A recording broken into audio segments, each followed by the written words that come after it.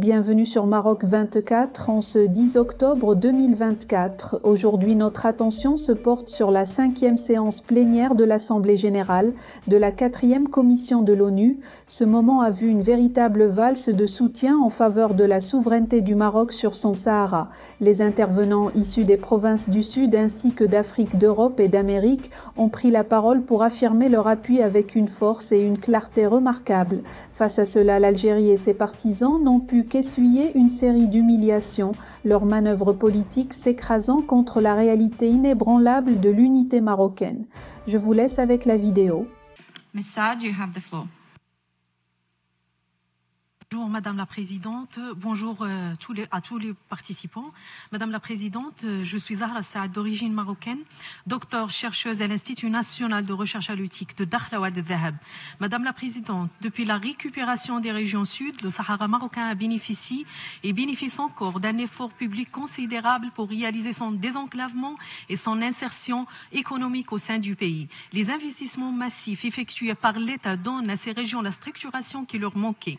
Le secteur de pêche était le premier domaine à structurer en commençant par la mise en place des infrastructures nécessaires et l'établissement des plans et programmes d'exploitation durable des ressources halieutiques. Les régions du sud marocain s'étendent sur une superficie totale de presque 335 000 km et jouissent d'une côte atlantique de longueur de 950 km. Le Sahara marocain possède actuellement des eaux parmi les plus poissonneuses du monde, avec de nombreuses espèces très recherchées. De ce fait, les ports sahariens occupent aujourd'hui le premier rang pour certaines productions. En termes de promotion et de développement, l'État a exigé la création de l'Agence de promotion et de développement économique et social des provinces du Sud marocain en 2002 et du Conseil royal consultatif des affaires sahariennes en 2007. Dès lors, le secteur de pêche dans ces provinces a connu une transformation radicale.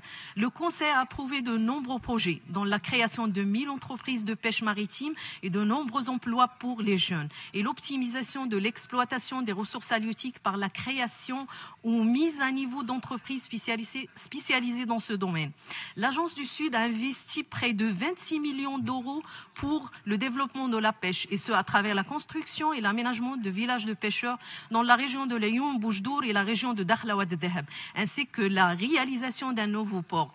L'investissement global estimé injecté dans la flotte de pêche immatriculée dans la zone depuis 1977 s'élève à 134,7 millions d'euros.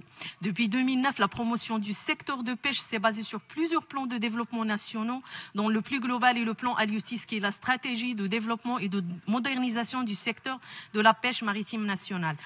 L'année 2015 a connu le lancement du nouveau modèle de développement des provinces du Sud. Dans le cadre de son modèle, un programme d'investissement de près de 8 milliards d'euros a été consacré aux provinces du Sud. Le secteur de pêche a bénéficié lui seul de près d'1 milliard d'euros dédiés à la construction du nouveau port Dakhla Atlantique et 120 millions d'euros consacrés à la valorisation des produits de la pêche. Aujourd'hui, les provinces du Sud disposent de 150 unités de transformation ouvrant dans différents domaines d'industrie, de la pêche et d'aquaculture. Enfin, il est à signaler que l'État marocain a mis en place un nombre important d'instituts et d'établissements, notamment le corps militaire et paramilitaire, l'Institut national de recherche halieutique au service du milieu marin. Présidente, Mesdames et Messieurs les délégués, la récente décision de la France en soutien à la souveraineté du Maroc sur son Sahara est à la fois conforme au droit international, comme elle respecte les principes de souveraineté nationale et d'intégrité territoriale consacrés par la Charte des Nations Unies. Comme la décision américaine de 2020 consacrant la marocanité du Sahara, la décision française émane d'un État membre du G7, membre permanent du Conseil de sécurité, qui a appuyé l'initiative marocaine d'autonomie dès qu'elle a été présentée à ce Conseil en 2007. Avec cette prise de position sur ce qu'elle considère comme un enjeu de sécurité nationale pour le Maroc, la France franchit un pas historique, affirmant que le présent et l'avenir du Sahara s'inscrivent dans le cadre de la souveraineté marocaine. Par ailleurs, évoluant également en qualifiant l'initiative marocaine d'autonomie de seul cadre pour résoudre la question du Sahara marocain, la France rejoint les nombreux soutiens de la marocanité du Sahara, qui voit dans cette initiative effectivement la seule et unique moyen actuel pour permettre un terme définitif à ce conflit régional.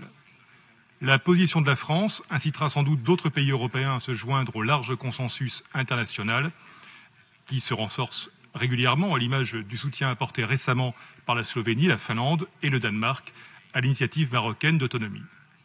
Madame la Présidente, la récente décision de la Cour de justice de l'Union européenne portant sur le Sahara concerne, elle, les principes de libre-échange commercial, à l'instar de décisions antérieures des justices anglaises et néo-zélandaises qui portaient sur des exportations.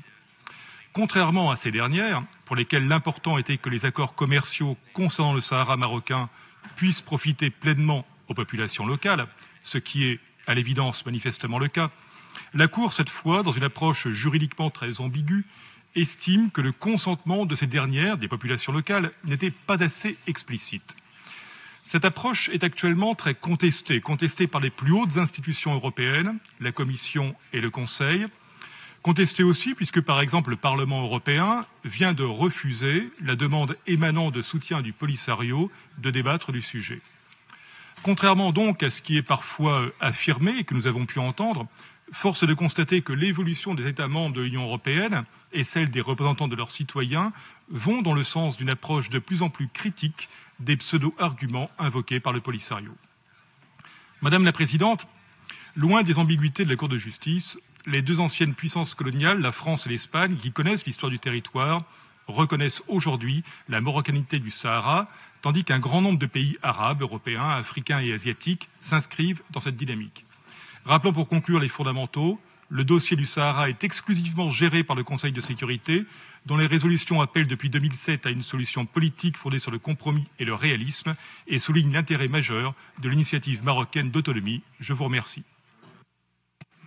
Madame la Présidente, le fléau du séparatisme est devenu une grave menace à la paix et à la sécurité en Afrique. Ces nombreuses accointances avec les organisations terroristes sont documentées au jour le jour. Certains pays l'utilisent ouvertement pour tenter de diviser, pour régner. C'est le cas du pays hôte des camps de Tindouf concernant les différentes régions sur la question du Sahara marocain. Ce pays n'a pas trouvé mieux que de créer en 1973 une entité séparatiste nommée Polisario pour tenter d'amoindrir son voisin de l'Ouest, le Maroc, à travers un agenda hégémonique au visée destructrice.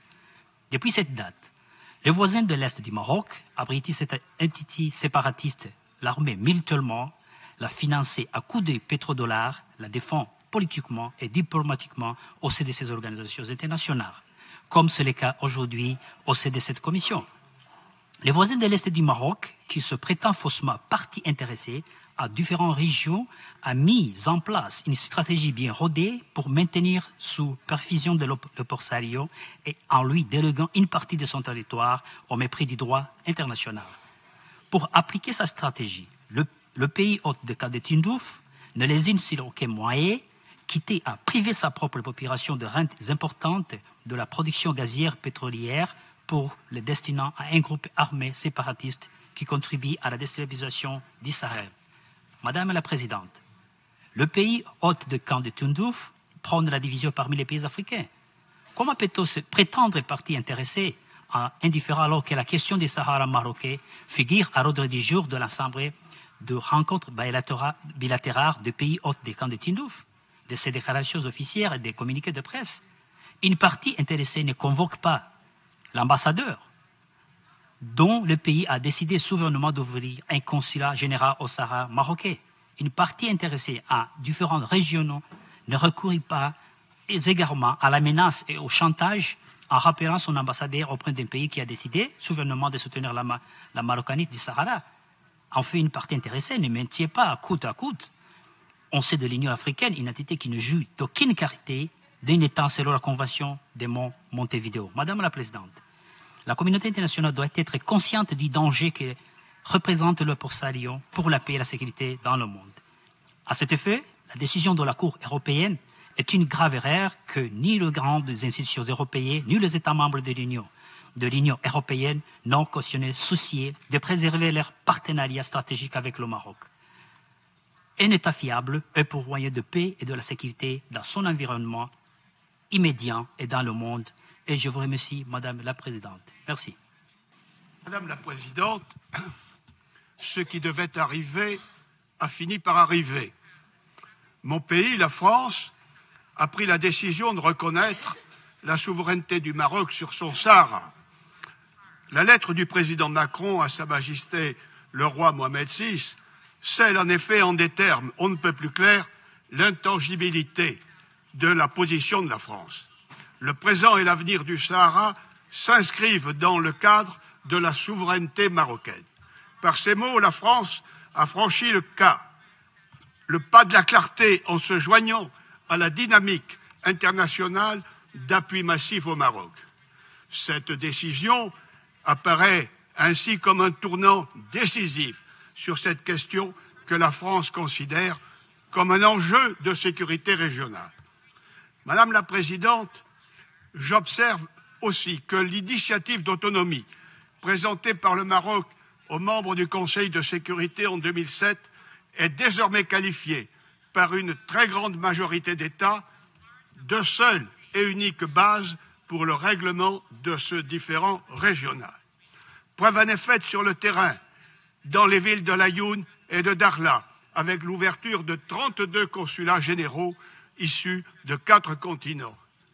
Or, pendant ce temps, le pays voisin de l'Est recourt à tous les moyens pour maintenir cette question dans un statu quo conflictuel. Il conteste régulièrement tous les actes juridiques internationaux conclus par le Maroc en s'appuyant sur une réglementation onusienne de portée générale datant des années 60 qui, à l'évidence, ne prend en compte ni les réalités historiques, politiques et religieuses du pays, ni les évolutions intervenues depuis 2007. Or, j'observe que les juges saisis se divisent sur la méthode. La Cour de justice européenne fait du juridisme réglementaire. Elle annule en ignorant les réalités en cause et la souveraineté des États membres. En même temps, la Haute Cour anglaise refuse de fonder l'annulation d'un traité sur le seul défaut formel d'autodétermination. Les traités sont pour elle des actes juridiques de souveraineté. Ainsi, la décision du 4 octobre de la Cour européenne était dès lors prévisible. On rendra ici hommage à la France de l'avoir anticipée dès juillet par la déclaration ferme et solennelle de son président. Il n'y a pas d'erreur plus grave que celle qui est volontaire, aveugle et passionnée. Il est temps désormais que la pression de la communauté internationale permette à la raison de clore définitivement